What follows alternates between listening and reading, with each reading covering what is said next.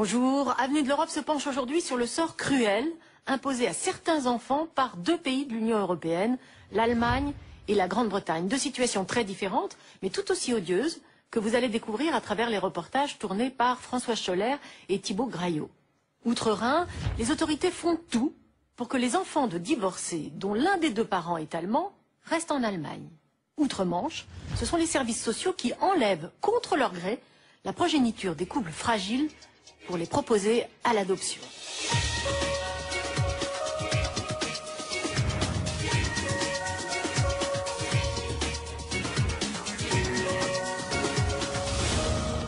Les Européens voyagent de plus en plus d'un État membre à un autre et ils se marient davantage entre eux. Il y aurait chaque année 350 000 mariages entre personnes de deux pays d'Europe et malheureusement la moitié divorcent.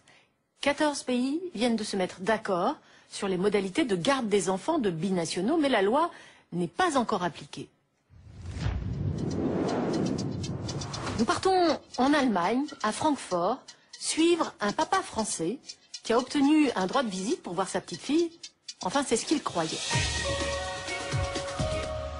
Quand Pierre Bounelot arrive à Francfort, il a le sourire crispé. La justice française a reconnu son autorité parentale et lui a accordé le droit de visite pour son enfant. Mais même s'il a le droit pour lui, il sait qu'en Allemagne, ça n'a pas beaucoup de valeur. Elle est juste derrière, l'appartement au rez-de-chaussée qui est dans l'immeuble derrière, là où il y en a à Borchstrasse. Donc elle est à 20 mètres de moi et je ne peux pas la voir, je ne peux pas lui parler. Ça fait 9 mois que ça dure, quoi. Elle, c'est Pauline, sa fillette de 3 ans, retenue illégalement par sa mère à Francfort. C'est la 3e fois que Pierre fait le voyage de Toulon pour tenter de faire valoir son droit de visite légal. Accompagné de son ami Claude pour le soutenir, il espère pouvoir emmener sa fille en France pour les vacances. Le rendez-vous a été fixé devant le consulat. Ça fait 1h30 qu'on attend Maria et Pauline, elles ne sont pas là devant le consulat, donc je vais appeler Maria. Pour ne pas être identifié, Pierre se sert de mon téléphone pour appeler la mère. Bonjour Maria, c'est Pierre. Je suis toujours au rendez-vous devant le consulat et je t'attends avec Pauline. Est-ce que tu vas venir?